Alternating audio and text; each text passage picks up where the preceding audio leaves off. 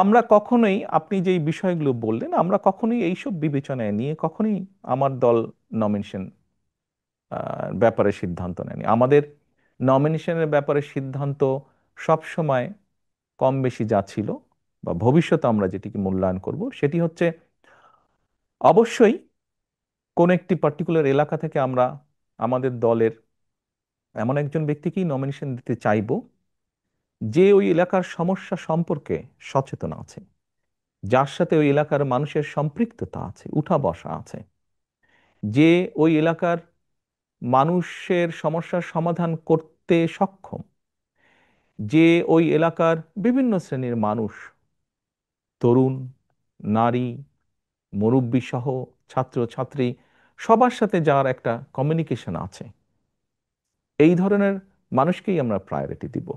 খুবই স্বাভাবিক। অর্থাৎ যার প্রতি জনসমর্থন আছে, যে জনসমর্থনকে তার সাথে রাখতে পারে, জনগণের যার প্রতি সমর্থন আছে, সেরকম মানুষকে দেখেই আমরা নমিনেশন দেব।